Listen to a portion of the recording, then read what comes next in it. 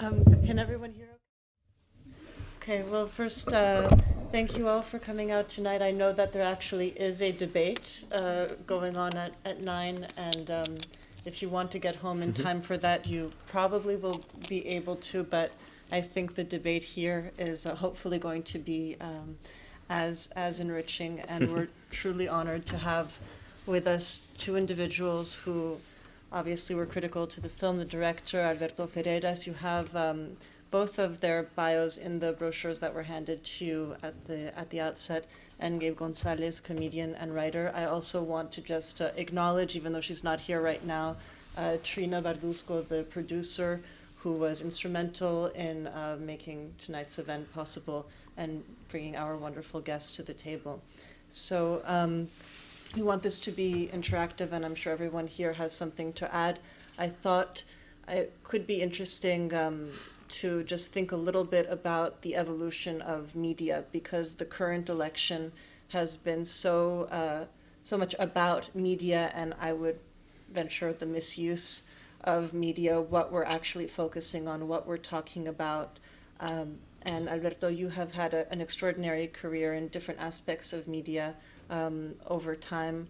And you shared with me earlier today that you also come from Venezuela, a country that has seen a confluence of politics and media in a very specific way.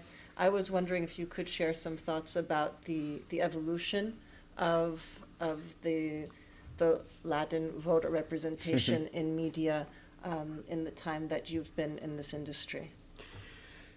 Well, today on Facebook, I shared this thing. I can't remember who it is. This guy, he's kind of like Rachel Maddow, but he's a guy.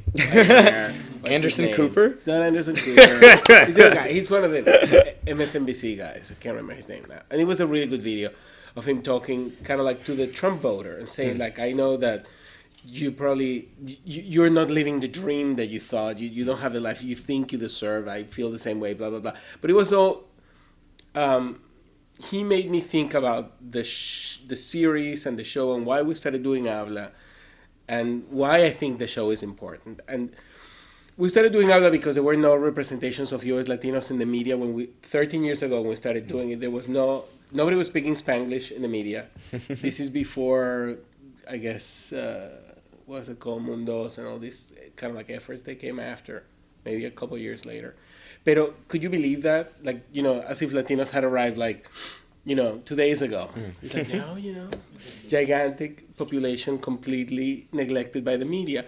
So, connecting that with the video of the Trump voter, I feel like the media has done a terrible disservice to non-Latinos by keeping us away from the lens.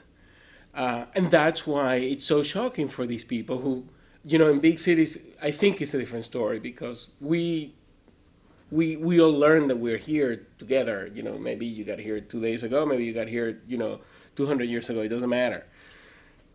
In other parts of America, people never saw Latinos as an integral part of society, and all of a sudden we have an important role in the elections. So Habla has always been, the objective of the show is to present maybe I don't know, I want to say an objective, but I just wanted to present Latinos in a way that we could recognize ourselves on the screen, and also for non-Latinos to present an image of us that they wouldn't get by watching shows like, I'm not going to say names, but I'm going to say names, Narcos, It's okay, I was watching. It's okay, Narcos is a great show, by the way, which I haven't watched, so I don't know what I'm saying, it's good. But when I was watching have you ever seen when you see like shows like, these like prison shows, like Oz and whatever, a character like Jose, who I just want to take him home. I'm like, I hope you didn't kill anybody because I want to take you home with me. He's like, you're just the most adorable. I wanted to humanize us to the rest of the population. I wanted to give us a picture on the screen that made us feel good about who we are. So that's what the show has been about. Thank you. And Gabe, you, as you mentioned in the film, you were about 10 in the year 2000. So you grew up and you describe your own sense of civic engagement as a child, encouraging your mom to vote despite the issues. Was there something that awakened that in you? Do you have any recollection of your own process, and how has it been with your outreach? Do you find that people of your generation are sharing your sense of civic engagement, or are you getting pushback?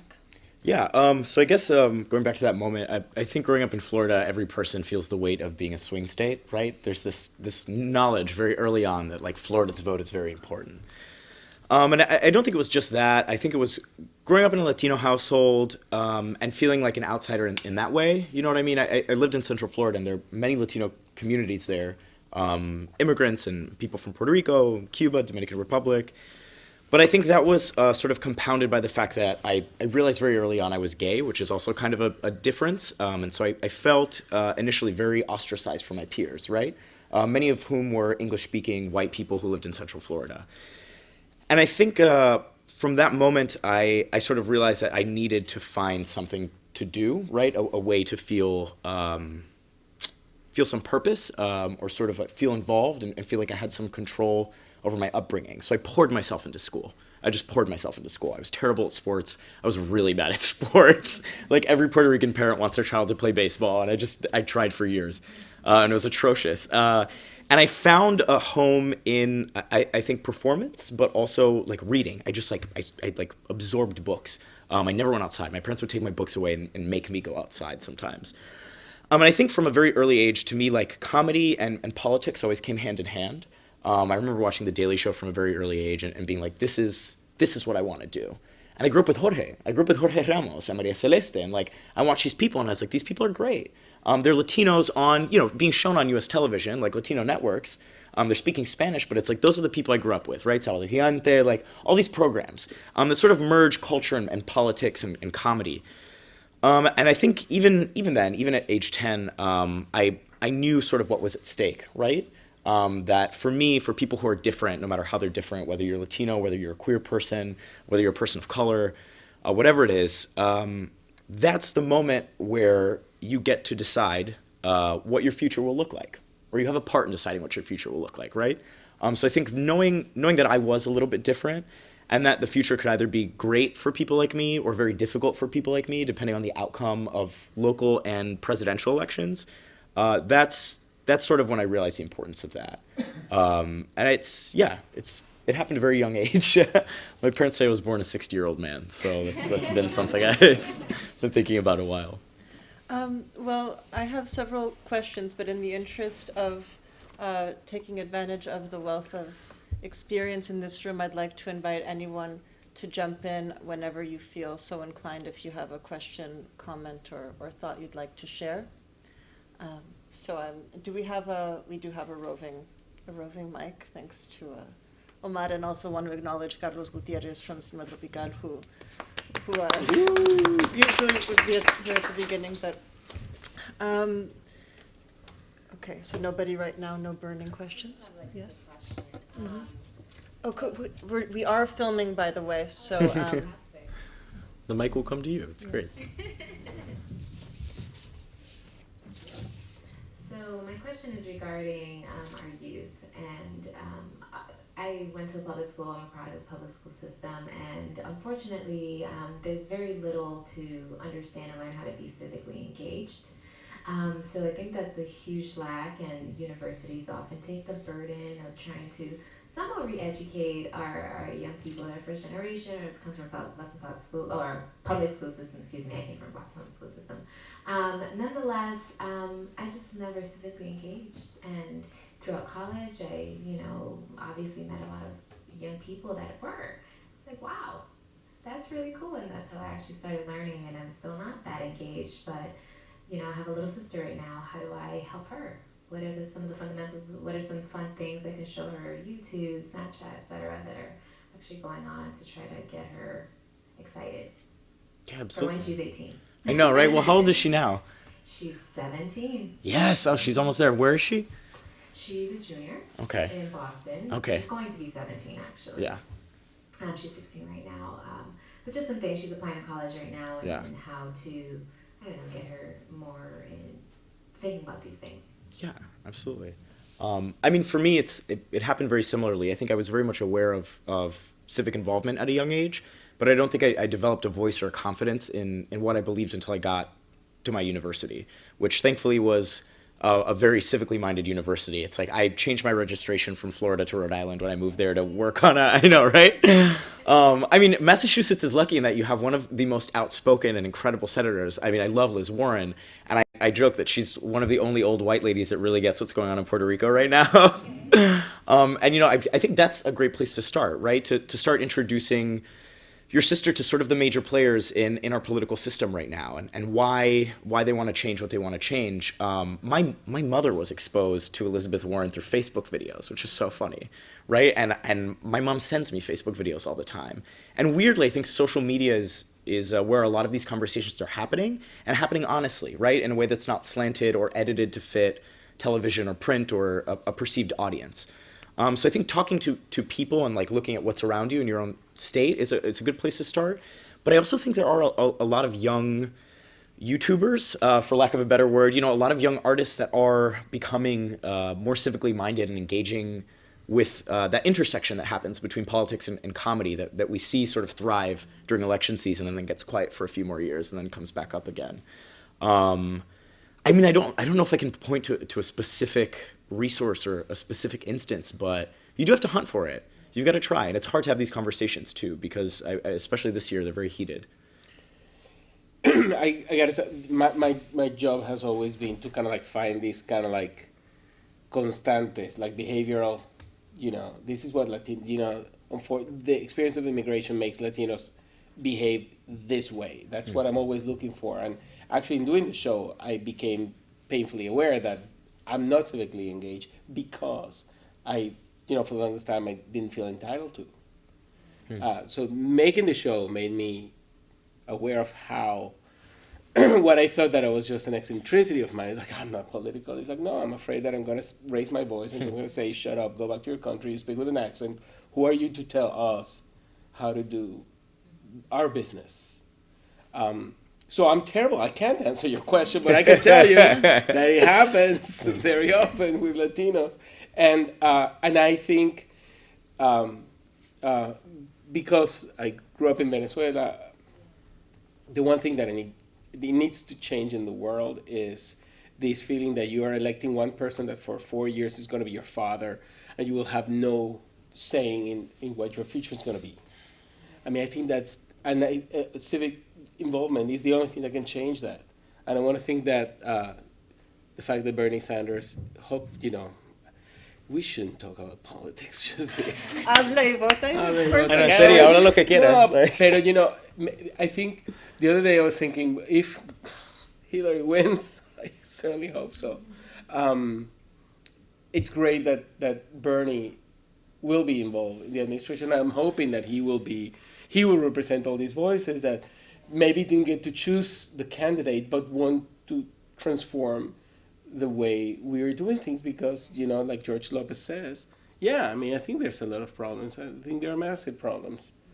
I spent a lot of time abroad, and I was telling my friends outside, I just had a root canal before I went to Spain, and I paid $1,300. And in Spain, it's 125 euros. So if you have dental problems, go to Spain. That's the bottom line. No, but we have to. It's almost like we're reaching some kind of boiling point. And when you see people who support Trump being so irrational. Well, I think on the point of civic engagement, there is just something to be said for who has an interest in people not being engaged. And I think that this film really showcases that to a great extent, right?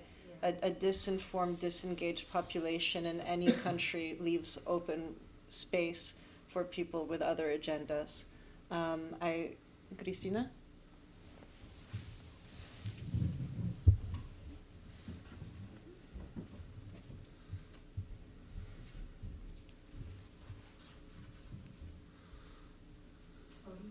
Go ahead. Thank you. it was very interesting to see the documentary and all the different perspectives. And I have a question and a reflection. Because this documentary is about vote, and I am still very divided I don't vote.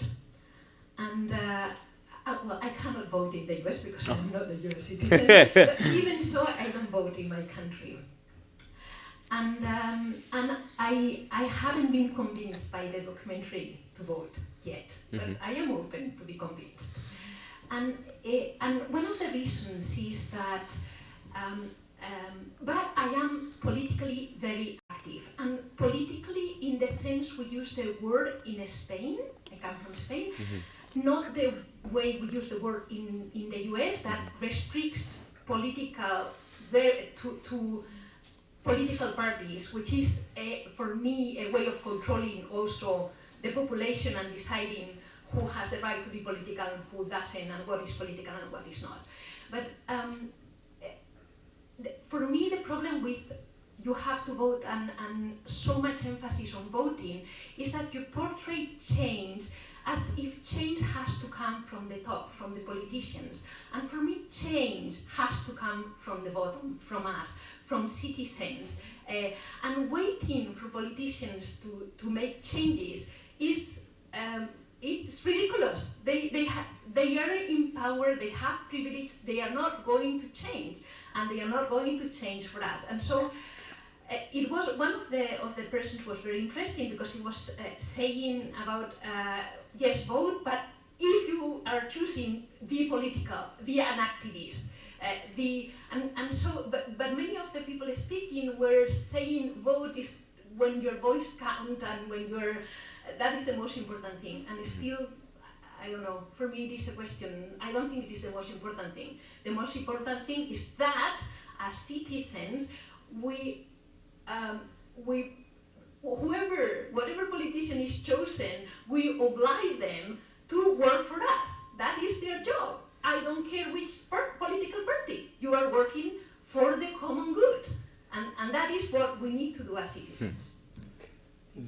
Well, it's interesting because one of the things that, specifically when it comes to the Hispanic community, and Lord knows that and terrible statistics, but what Maria Celeste was saying was that one of the things that determines when resources are put in communities is when a community is identified. If Latinos are not politically engaged, if they don't vote, then politicians don't acknowledge them, and local governments won't even invest in programs that benefit certain communities. So in that sense, the simple act of voting would bring resources and legitimize a community that didn't get here yesterday.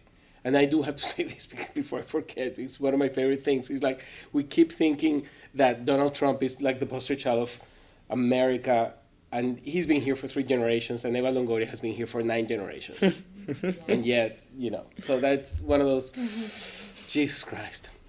Anyway, so that's it. In response to you, I agree with you. That's why we had Frances, because we wanted her to bring that, which I wish had been. I have to kind of like, the production of Habla is all about like reaching out, see who shows up, taking the stories that hopefully will give us a story, a whole story. And Frances was definitely one of them because she shifted the focus from voting to participating, which I think is ultimately what's going to change society. Here's the thing. I don't disagree with you. And I think both parties in the United States, for example, have been disrespectful toward Latinos, one more so than other, right? But here's the thing. For me, voting is strategic. And I mentioned this in the interview as well. It's important to get involved. It's important to knock on doors, to protest, to hold your politicians accountable. And that does a lot of the heavy lifting, right? That does a lot of the work. But it's important to vote not just during the presidential elections, but during midterm elections, during local elections, because those are the people you're really going to ask for money and to ask for change, right? Those are the people deciding how the money gets distributed in school districts and what you're being taxed for property taxes and what's going to go where and how many jobs you're going to see, stuff like that. So I think it's not just voting for president, but it's also voting in local elections and understanding that when you cast your vote, you're never going to be 100% comfortable with it. I'm not 100% comfortable with either candidate. But when I cast my vote, I'm casting it strategically, right? I want to pick the candidate not that will grant me all my wishes, but that will give me the best environment for me to be politically engaged and outspoken, right? I think it's fairly clear this election that one candidate might be a little more open to allowing things like protests and grassroots movements to gain influence in politics. And I think this is why a candidate like Bernie Sanders really sort of changed the scene for presidential elections, right? Because we haven't really seen something like that in a long time. The fact that young people and people who felt totally disenfranchised by being part of the political system found a candidate that made them feel empowered and that encouraged them to reach out and cause a ruckus, like Adrienne says. You know what I mean? So to me, the vote is not the be-all, end-all. And I think, a lot of people do say that, but I think it is important and imperative to vote because that vote will determine the environment in which you are politically active, right? That vote will set the scene for the next move that you're going to make after the election. And I think that's where you sort of have to make an agreement with yourself that you're going to go for the best option you have at the moment and work to make it better so that 4 years from now, we're not sitting here saying, well, I feel disenfranchised and disillusioned by both people, right? So it's a gradual process. But I think voting is one of those many tools you have at your disposal. And I think it is still important. And in the U.S., there's legislation that, not 4 or 5 years ago, they were trying to pass legislation that would allow policemen to stop you in the highway just because you didn't look American, which we knew it was a racist. Yeah. That was Arizona, yeah. Exactly. And that is the kind of thing that local elections can take care of. Mm-hmm. That in the U.S., because of the way it's politically organized, states and cities, they Spain is a lot like that, but here it's painful to see what happens in the South, and I think that voting, when a sizable population manifests in the ballot, then politicians can just walk away from it. Well, and to think, who are we cultivating to want to be politicians, right? We have this kind of general accepted thing that, as you say, well, it's only people who are only driven by power who are going to be able to subject themselves to the kind of situation that we witness. So how do we cultivate people in this room to be running for office, right? I would much rather go and cast my vote for somebody that I believed in and that has values that are other than just acceding to power. The lady in the back was first, and then Jeff. Oh, were you? Okay. You see, very polite crowd, yeah. Well, thank you very much. My name is Jeffrey. My wife, Gloria, we're very happy to be here. We came from Queens, Forest Hills, Awesome. one of the most diverse counties in New York City. First of all, I want to thank you for making the film. I want to thank the organizers for this event. I think, this conversation is in complete contrast to the debate that will be televised. So one of our challenges is how do we elevate the national conversation, in the political arena. I'm fascinated with this issue of intersectionality. In other words, how do we, one of the great ironies and paradoxes of our present moment, culturally, it seems, is that never before have we democratized media, where everyone has the opportunity to engage in social media and create a persona and engage each other as citizens. And yet, never before, it seems, have we been so polarized, whereby we are captured in our own bubbles, our own self-created circular sort of media bubbles. And so the question I have is, how can we help ourselves and help our children and all citizens to engage media in a way where we actually encourage conversation with diverse groups? Just as an example, I have family in Florida and California who vote for Trump. I come from I mean, and if you haven't noticed, I'm white. And I come from the angry white man tradition. So I understand, the anger and hostility that fuels, let's say, 40% of the country that are supporting Trump, and yet, I think I've spent a lifetime combating, seeking to overcome that. But how can we do that using the tools that you all have developed so that we can better understand each other culturally and tribally, if you will? Wow, that's a really good question. Yeah. Do you want to start? I mean, sure, yeah, because I work in media right now. I mean, I'm a comedian, but I think my job lies at this intersection between comedy and politics. And the media is a very strange beast because, like you said, it has democratized modes of communication. And in that way, that's a positive, right? It's generating more conversation. But at the same time, if you look at the way the most popular media platforms on the internet are structured, they often reward the most extreme viewpoint, right? You want a catchy headline. You got to catch somebody with the image at the top of the article or the first line they see in the Facebook video. And oftentimes, those lines or those images will forego accuracy for a click, right? So this is the battle we have, where we want to engage in these conversations. We want them to be productive, but media companies are being encouraged to collect money from advertisers by making clickbaity things. So I think first and foremost, you need to reward those platforms and those outlets that are doing work that you admire and that you think is elevating the conversation. And that means supporting them with your clicks or your dollars or by sharing something that you really like, or purchasing the actual print version of it instead of looking at it online. You know what I mean? But this election is very strange because I think the tenor of the debates and the tenor of each party has sort of sifted into the media. And I think for the first time ever, I'm seeing reporters be very overt about who they're supporting. You know what I mean? This sort of impartiality has disappeared because this isn't your average election, right? And I think part of the reason that it's become so heated is that, a lot of racism and bigotry that we all know exists, but existed in the shadows has come to the forefront, right? And we've seen a candidate enable and embolden these people and redirect the frustration they have toward the state of our economy, toward a minority group, right? And suddenly it's very easy to feel that rage and feel justified in that rage when there's a villain, right? And this year it happens to be that the villains are immigrants or Latinos, right, who are taking advantage of the system. And I just bawl every time I see Cristela's segment in this video. Because I think the example she gives of her mother, who didn't want to take advantage of the system, rings so true for so many Latinos I know.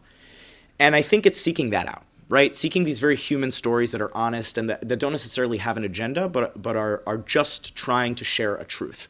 And oftentimes the truth is occluded by political speak or something that's going to be catchy or a 5-second phrase that can be reproduced in the paper the next day. So you have to sift through, for lack of a better word, a lot of the crap. And I think that's the nature of the beast right now. But I think the best we can do is encourage productive conversation, respectful conversation, and reward those who are elevating the tenor of the political conversation this election season and throughout.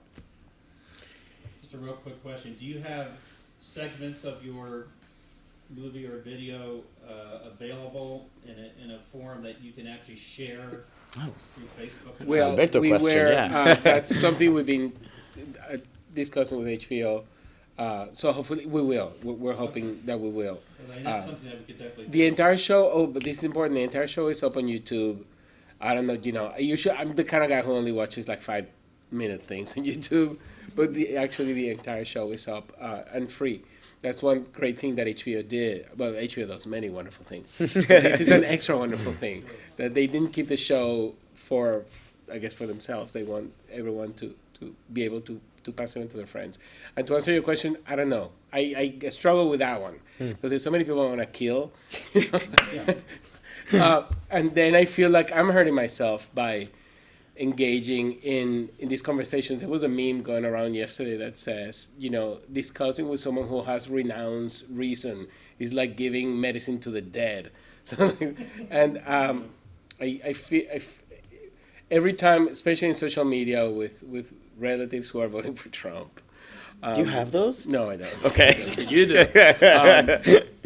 I have to understand what this discussion is about. If it's about you and me trying to one up each other, or if there's truly someone trying to figure something out and who's open to.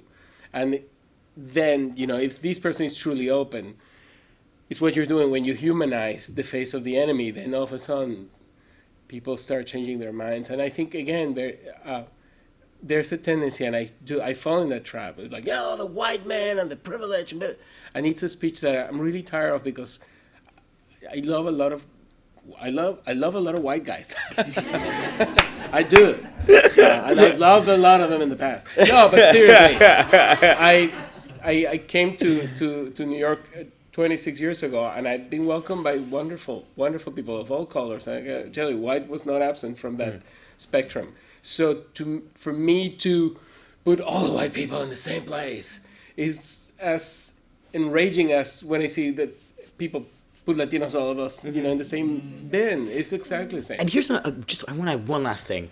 Latino is an ethnic designation, right? There are white Latinos, right? Like, if I go anywhere else in the world, I am clocked as a white man, right? And I experience the same privilege that comes with the color of my skin and being a male, right? So those are things that aren't necessarily so easily divided, right?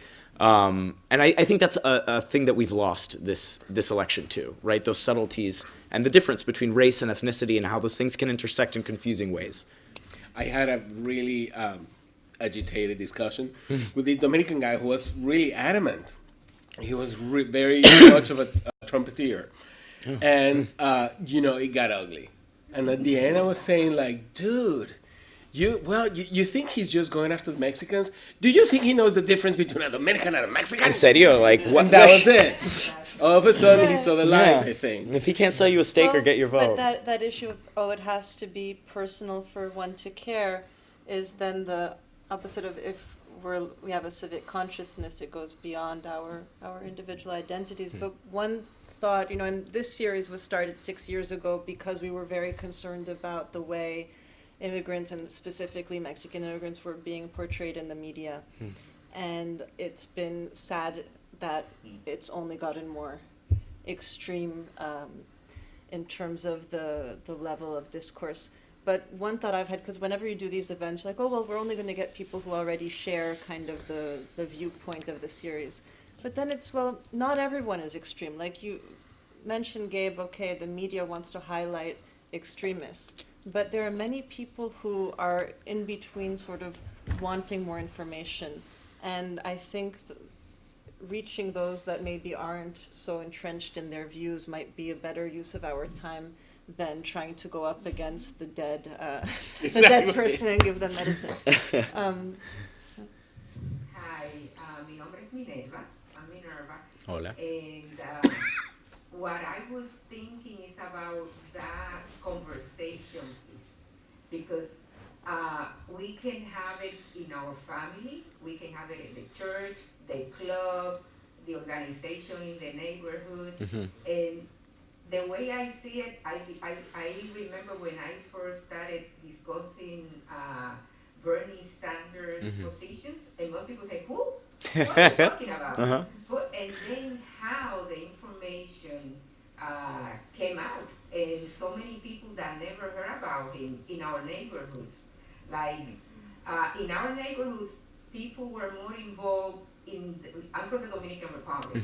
In the Dominican Republic politics, and the parties over there, they travel to vote over there, and then they so enthused about. Voting is like a big campaign, like a festival, like everybody gets involved. We have all the music, the dance, and it's the same in Puerto Rico. Dominican and Puerto Rico. So, and then they talk, but then you don't see that same thing passing to the new generation, the children. They think, that's a Dominican thing. And then in the neighborhoods, you see everybody discussing politics all the time. Go to Washington Heights, it's like in every corner they will be, they like experts about politics. And they engage in all this conversation. So it's about being informed voters, and that's what we are not. Because like now, my thing is, how come people don't know about a third party? How come people don't know about, that platform Just time. How come it's not being discussed, and how come the media completely blocked her platform, and most people don't get to even get a chance to listen to that other side. And we just sometimes are manipulated into this two-party thing, and we see it that year passed and we voting for the same people, and we see it like with Albany. How come we have in Albany, for so many years, all that corruption going on, and we don't see, the change. So that get people discouraged. I like what you say, that it's like what affects our neighborhood, the school, the council, city council. Start there, because those changes make the big changes in our life, in our neighborhood. And those races sometimes are decided by 10 votes. 10 votes. That's right. So it's like to be informed, and it starts in our family. Like you were saying, there is different people. No. And then when you discuss, you bring proof, you bring things. No, you see, this is how they voted, and this is what they supported. This is that, because then people say, "You sure?" That, and it's just conversation. That's the. I'm agreeing with what she's saying. That sometimes it's not these big elections, but it's the information that gets out, and with whom you don't have to be engaged in those big thing about polarization or whatever. With the regular people in your job, your family. Talk to them and bring them some information that you have that probably they don't know. You know something? I literally went 2 weeks ago. I went to Sweden, and I had I went to Stockholm. And I took the little tour of the ABBA museum, of course, and this and that. But I went to the city hall, which is a beautiful building out there, and you just go see it. And the tour guide is telling us, whatever, and this is it. This is the Golden Hall and the other hall. And they said something I thought was very interesting. The city hall meetings start at 4 p.m. You know why she did that? She was like, you know why? Because everybody has a day job. None of them are making a living as politicians. They all have a day job, and then, the meeting starts at 4. I think the more you know about how other countries handle their politics, it's something that will definitely can have a very positive impact. So the more we know about other cultures, I think that's one of the beautiful things about immigration, is that it brings information from other cultures, and then you learn how they cook things in other places, and you learn also how they do government in other places, and it would not be a bad thing for us to do that. I was just in Puerto Rico, actually, and I was talking to my mom, and while we were shooting this, we had dinner with Francis, and Francis told me something I never knew before, which is that voter turnout in Puerto Rico is in like the 70 and 80%, right? They can't even vote for president, but they turn out to vote for governor, right? And representatives. It's wild. My mom just moved back to Puerto Rico, and because her residency is there, she can't vote anymore, which is insane to me. That I could talk about for hours, right? But the thing is, I think sometimes, you mentioned this, the reason people in Washington Heights and the Bronx are talking about politics, but the people in like Midtown and downtown going to work aren't talking about it, is because the people up there know there's something at stake, that their life will fundamentally change depending on who wins the local election or the national election. And when you live in a comfortable apartment and you have enough money to pay for that, and very little will change depending on who's in office, and it's like there's less at stake, right? So I think it's interesting to look at places like the Dominican Republic and Puerto Rico and seeing people get involved, because it's only when stuff gets very dire that people kind of wake up and start listening. And I wish they knew that it's that dire every election. I don't think we need a bigot running for office to wake us up, right? We should be doing that on our own. And, I think that the third-party issue will also be fixed like that. It's very difficult for third-party candidates to make any headway in the system we have, right? To even get invited to a debate, they have to reach a certain percentage in different primaries. And that's almost impossible because the media won't cover them, right? So I think when people show up, and start supporting the cause they're passionate about and find a candidate, even if it's outside of both parties, that's where we'll start seeing change. Hi, my name is Chelsea. I'm 18. I'm a college freshman, and this is going to be my first time voting. Awesome. I'm first generation. Both my parents came from Honduras, and my dad just recently became a U.S. citizen. So obviously voting is something that I grew up, realizing the importance of it because my father was never able to do that. And I relate to you, Gabe, in the sense that like I grew up watching The Daily Show, Saturday Night Live, but also Telemundo and Univision. So I grew up with like both sides, and sometimes I find that people will try to discredit either side as if I can only be one thing. The other thing is I am 100% Hondureña, and I'm also American. And let's see. I also love white men. There's a lot of love for the white man. He's 21. He's never registered to vote, and I don't think he plans on registering to vote. Oh, wow. Which is obviously something that like I find discomforting. But then I also have friends who are Latinas as well, and they have their own reasons for not voting. And I find myself in a position where I'm developing my own identity, my own voice, and I am interested in voting. So I just wanted to know what advice you would give to me and to, my generation.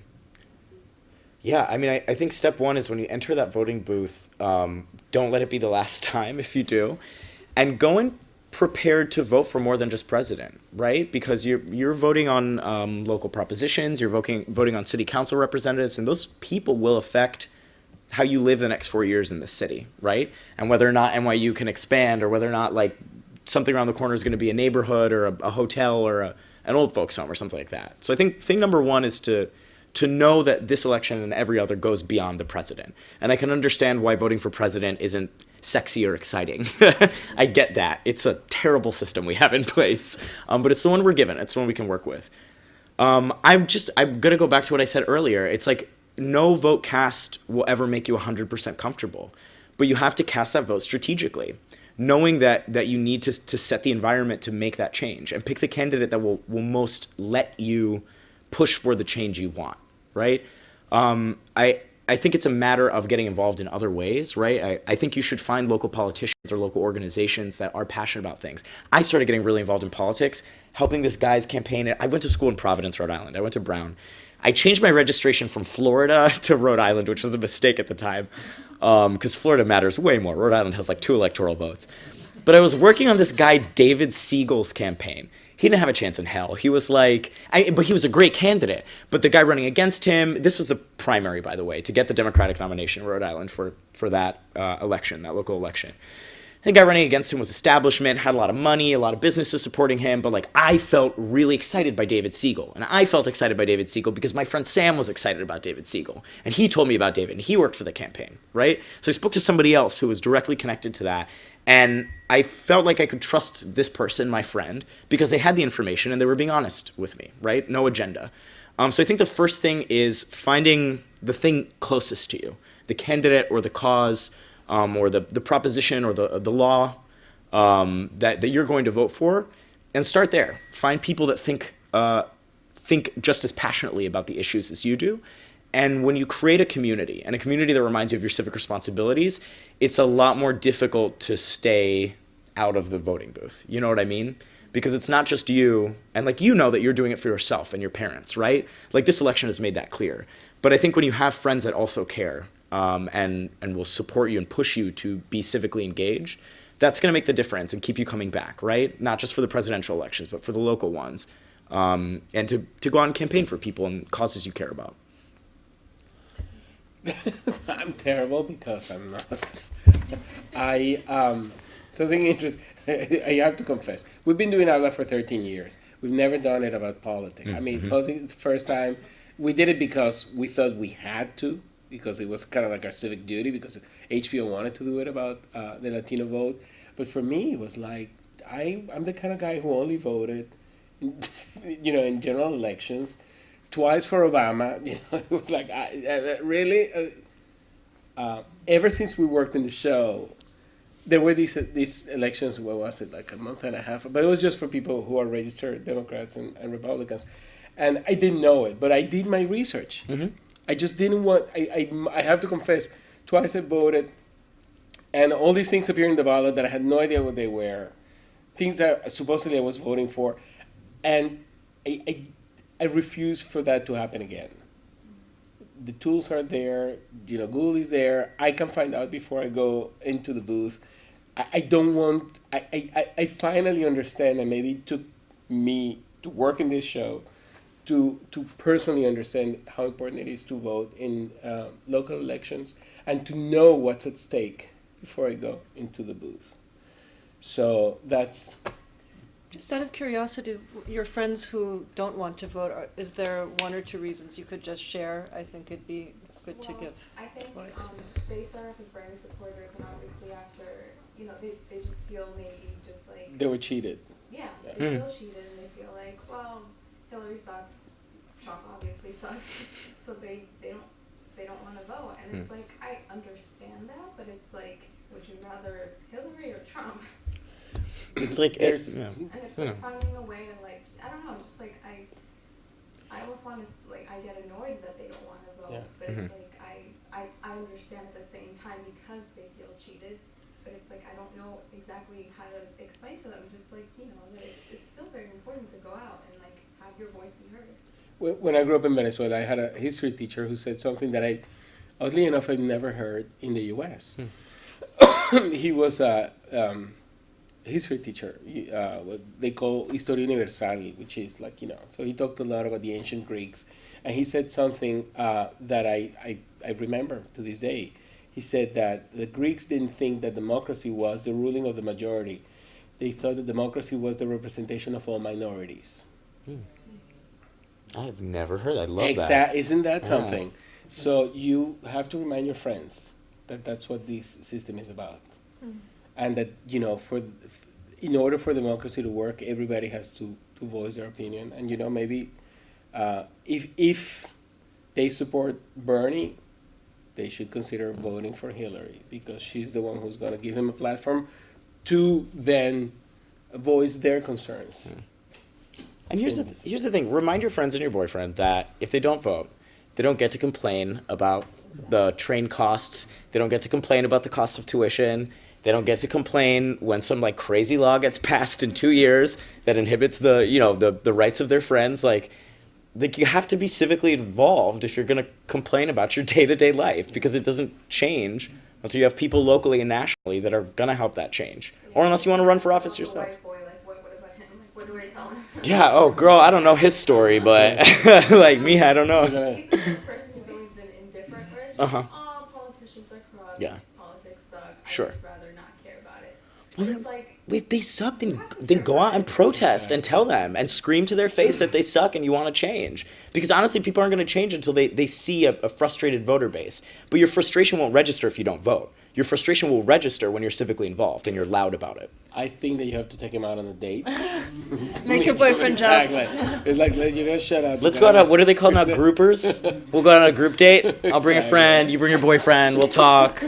It'll be great. We'll have a great time. I saw 2 more hands, so maybe we can take both questions. First, the lady right next to you, and then behind. Maybe we can take both questions first, and then you can answer. Hi. Actually, I just sort of have a comment.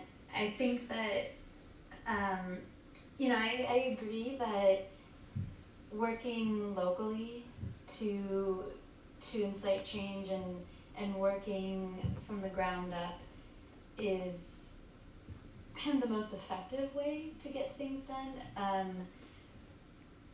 But I also think that voting is crucial because you're choosing who to work with. But I also think that it's really important to vote because here in the US, not voting doesn't result in anything. In the sense that, there's, recently in Hungary they had some vote, I can't remember what it was for, but not enough people voted, and so it didn't count. That doesn't happen here. If that happened, then I think I would, encourage people if they felt strongly about not voting to not vote, if that would result in some type of other,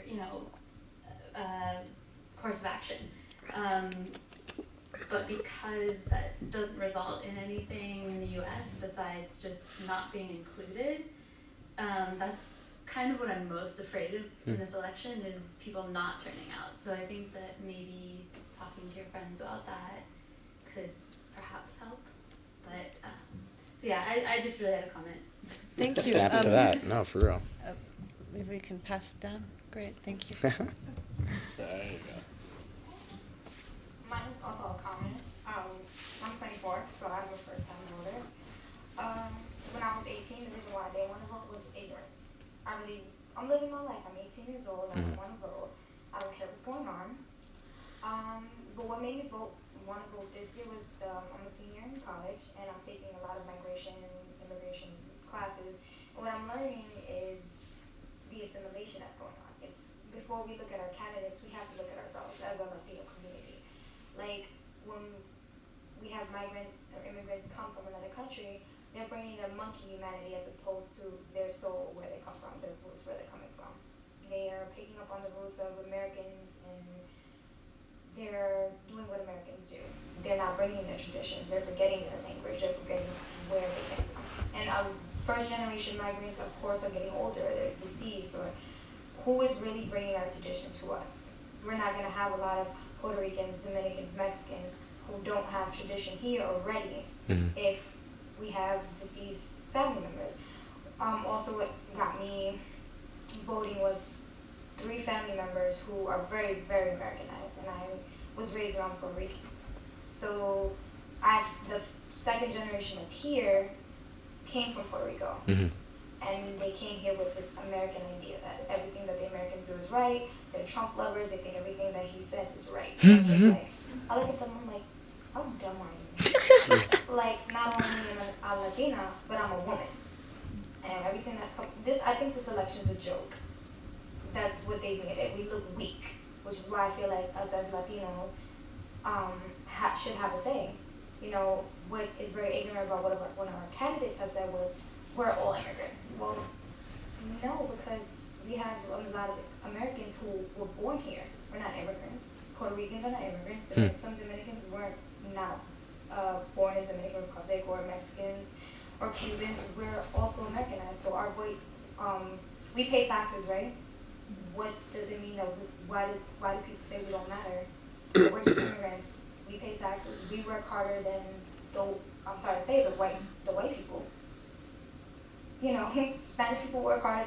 What white person do you know is going to work harder than a Spanish person? Well, it's not a race. Yeah. It's not a race. Yeah, that's true. Yeah, but I mean, it's so many things though too, right? It's like it's the intersection of all these things. It's not just race. It's like socioeconomic background. It's like your political involvement, and like even someone from Puerto Rico or DR is going to be vastly different, right? Because Puerto Ricans will pay into federal programs, right? They pay into Medicare and Social Security. They get a limited amount back because they're not a state, and they don't get to vote for president. So even that condition, you know what I mean? Even that state of being will drastically change, you know, how much effort that person puts into the election, or what they're going to do, or what their views are going to be, right? So it's like I think it's a lot, and it's kind of a cluster of confusion sometimes. Right. Yeah. Where we lose ourselves.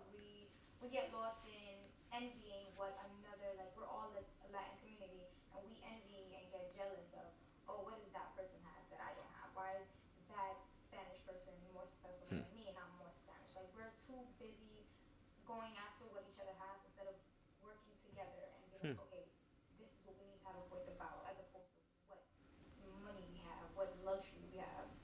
And that's exactly what we need to speak up about what we don't have in this. But why is it that, so you are going to vote this election? And so what made you, the rest of your family, you feel like they feel like participating? No, my family is participating, but it was the views of 3 family members that kind of made me question, like, okay, well, you're Latino, and you're agreeing with what this These people candidate say. is saying. I know, but some people, they're entitled to their opinion, you know? But I also I feel that because you can stop talking to them. I know, seriously, no. But I think growing up, I whitewashed myself. I think it wasn't until college where I really, really owned my Latino identity. I did everything possible to make my Latino identity as invisible as it could be growing up in Florida. And so I in a way, I sort of like get where your family members are coming from, right? I was bred to think that the successful person looks and speaks a certain way, right? And I would be sitting in my grandma's kitchen eating rice and beans, watching TV, watching Jon Stewart, being like, I'm never going to be Jon Stewart because I bet Jon Stewart never ate in a crappy-ass kitchen like this one. You know what I mean? But the reality is everybody comes from different backgrounds, and like what makes me unique is my heritage, is my viewpoint, is all this combination of different things. And, you know, I think everybody in this country feels like they work hard and they're entitled to more than they're getting for different reasons, right? And depending on where you live, that's going to change. But I feel that. And the frustration there is that those relatives probably think the key to success is emulating something they saw in the 50s or 60s, right? This idea of the working class, like, white capitalist who, like, goes home to their family and cooks a dinner and we all sit around the table. And, like, that's a lovely tradition that we have, but we're changing and we're evolving. And there's more than a few seats at the table for Latinos. And I don't think we have to emulate what success or what we think success looks like, right? I don't know. Well, because I won't be watching the debate because, but for those who do, I'd like to invite us to the reception, but just one thought, and I'd like to invite you to share any closing thoughts. Just that in this country, a lot of us have taken certain things for granted because it was assumed, whether you were first generation or second or third, that this was somehow a step up. You know, and in many ways it could have been, I mean, for material reasons and otherwise, but this current election has exposed the extent to which you can't take anything for granted. And it's not because in some ways what the opportunities available here might be tremendously valuable, that there aren't huge crises that have to be acknowledged and dealt with, and that we shouldn't run away from the issues that are the most uncomfortable to discuss. So we will continue this series as one grain of sand in the of the many incredible opportunities that are available, especially in this city, to have access to information and discussion. I'd like to invite you. You've been very generous with your time, but is there anything else that you'd like to share? And the discussion is being filmed, so it will be out for others for posterity. To hear as well. Yes, Thank for you, posterity. Something you want to say? Oh gosh, I don't know. I mean, this has been a great discussion. I'm happy to talk about that. It's wild. This conversation alone has opened my eyes because almost every friend I have, and friends I have that told me they weren't voting a year and a half ago, are voting now, right? Because they feel like there is something at stake. And so it's wild to hear about all these disparate experiences, because in my bubble, everyone's talking about this election and everyone knows there's something at stake. And I think this makes me realize why sharing this project is important, because not everybody has a bubble of friends like mine. And we need to reach out to those people like your boyfriend or your relatives or whoever, the disenfranchised white voter in the Northeast who's like, screw the Democrats because I don't want Latinos here because they're taking my money. Like, this needs to be seen by a variety of people. And I don't think I realized the urgency of that until I started speaking to other viewers and people who didn't grow up or might not be in circles like mine. It's been a learning, yeah. I agree. Yay! Yeah! Thank you all so much for joining us. And again, to Carlos, Cinema Tropical, Omar, and Team Cinema and all of you.